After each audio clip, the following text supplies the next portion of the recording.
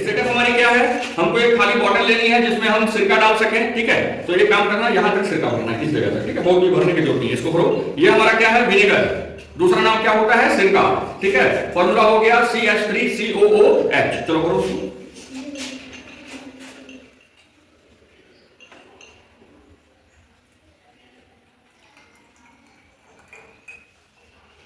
बस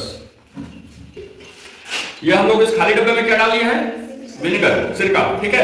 और दूसरा हमारे पास केमिकल कौन सा था, baking soda, sodium hydrogen carbonate. इसका रासायनिक नाम क्या होता है, सोडियम हाइड्रोजन कार्बोनेट, कॉमन भाषा में बोलते हैं बेकिंग सोडा। इसको हम लोग पहले ही क्या किए हैं, इस बलून में भर के रखे हैं, पाउडर के रूप में कर लिए थे और इस बैलून में भर लिए थे, क्योंकि बंद करने के बाद इसमें डालना मुश्किल हो जाएगा। तो हम लोग क्या करेंगे, सुनिए करो तो इसको थोड़ा सा फैलाओगे और इसके मुंह में जैसे लॉक करना होता है ना, ऐसे लोग ऐसे करके और यहाँ पर लाके इसको अटैच करो, पूरा लॉक हो जाएगा। तो इसको उठाना और इसका ये बेकिंग सोडा इसके अंदर गिरने देना। चलो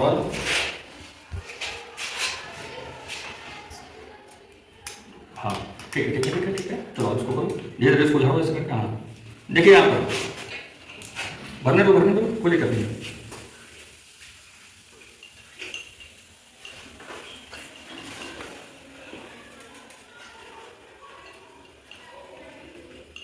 देख रहे हो पूरा बबलिंग हो रहा है ना, फीजी साउंड जिसको बोलते हैं। जब तुम लोग कोल्ड ड्रिंक खोलते होंगे तो ऐसे ही बबलिंग होता है, क्योंकि कोल्ड ड्रिंक के अंदर में भी कौन सा गैस भरा रहता है, कार्बन डाइऑक्साइड गैस।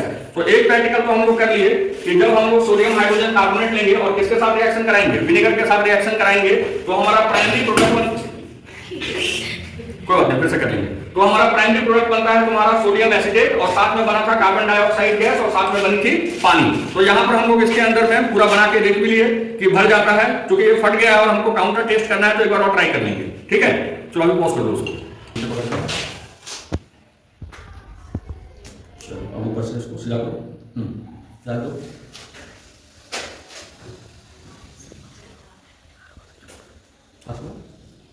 देख रहे हो, चलो कोई बात नहीं, हम लोग इसको करते हैं। लाओ उसको, अब उसको लाइए। इसमें कौन सी गैस भरी हुई है, ठीक है। इसमें कौन सा गैस था, धीरे धीरे बंद हो रहा था, क्योंकि जैसे यहाँ पर लगाए थे तो क्या हो रहा था, कार्बन डाइऑक्साइड की मात्रा बढ़ रही थी। ऐसे तो पूरे रूम में कौन सा गैस भरा हुआ है, ऑक्सीजन। लेकिन क्योंकि यहाँ से कार्बन डाइऑक्साइड हम लोग ज्यादा मात्रा में छोड़े, इसलिए ये तुरंत हल्का हल्का हिलते हुए देखे होंगे, बंद हो गया। इससे प्रूफ क्या हुआ है, दो बार हम लोग काउंटर टेस्ट किए थे। एक बार काउंटर टेस्ट किए थे किसके साथ, कैल्शियम हाइड्रोक्साइड के साथ, और ये तुम्हारा कैसा बन जाता है, दूधिया कलर का। और इसी कारण से हम लोग घर में जब तुम्हारा पुचारा करते हैं तो एक दो दिन के बाद चमक आ जाती है, क्योंकि वो बन के तुम्हारा ये हो जाता है कैल्शियम कार्बोनेट। दूसरी चीज, अभी ध्यान से देखो, ऊपर में दूध दूध जैसा दिखने लगा है, ठीक है।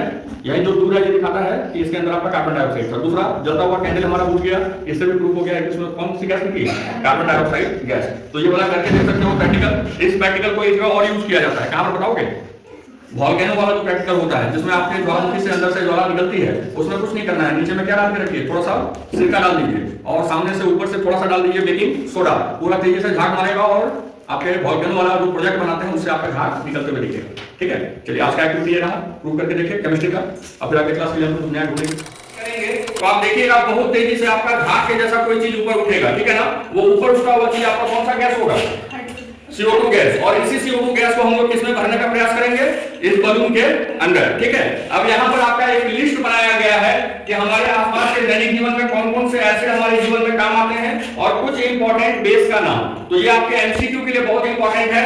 एसिटिक एसिड ये पाया जाता है किसमें, विनेगर, हिंदी में बोलते हैं सिरका।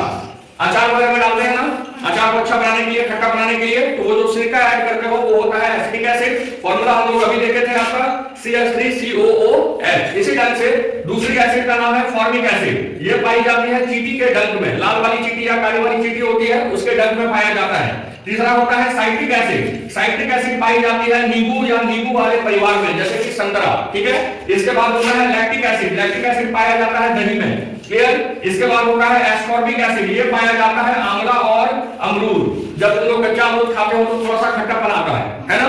तो एस्कॉर्बिक एसिड का ही दूसरा नाम होता है विटामिन C और ये पाया जाता है आंवला में और साथ में पाया जाएगा आपके अमरूद में। इसके बाद है ऑक्जेलिक एसिड। ऑक्जेलिक एसिड पाई जाती है पालक के अंदर, ठीक है। और सबसे अंत में है आपका टार्टरिक एसिड। ये पाया जाता है इमली के अंदर। तो इतने सारे हमारे पास अम्ल हैं। अम्ल का एक प्रॉपर्टी बोल सकते हो जिससे हम पहचान सकते हैं बिना किसी टेस्ट का कि ये अम्ल है। अम्ल का स्वाद कैसा होता है? खट्टा। तो अगर आप कोई चीज चखते हैं और उसका स्वाद खट्टा आता है तो हम बोल सकते हैं कि उसके अंदर अम्ल पाया जाता है। उसी ढंग से अगर छाछ को चखोगे तो छाछ चखने में थोड़ा सा कड़वा लगता है। जैसे साबुन का पानी कभी कभी मुंह में चला जाता है, कैसा लगता है? कड़वा लगता है ना। तो साबुन या आपका जो सर्फ होता है वो क्या है? क्षार है। तो यहाँ पर क्षार का जो उदाहरण दिया गया है, एक उदाहरण हम लोग लिए भी है आगे वाला, यह हमारा कैल्शियम हाइड्रोक्साइड CaOH का होल ट्वाइस, ठीक है ना। इसको बोलते हैं लाइम वाटर। तो एक क्षार हमारा ये है, ये पोचाड़ा वगैरह करने में काम आता है। और दूसरा आपका है मैग्नीशियम हाइड्रोक्साइड, ये पाया जाता है मिल्क ऑफ मैग्नीशियम में। कभी कभी एसिडिटी हो जाती है ना, कुछ बहुत ज्यादा खट्टा वाला चीज खा लिए या खट्टा चीज खा लिए तो पेट में क्या होता है? एसिड बढ़ जाता है। तो पेट में एसिडिटी को काउंटर करने के लिए दवाई के रूप में उपयोग होता है मैग्नीशियम हाइड्रोक्साइड। फॉर्मूला है MgOH का होल ट्वाइस, इसको हम बोलते हैं मिल्क ऑफ मैग्नीशियम। तो ये हमारा कॉन्सेप्ट था।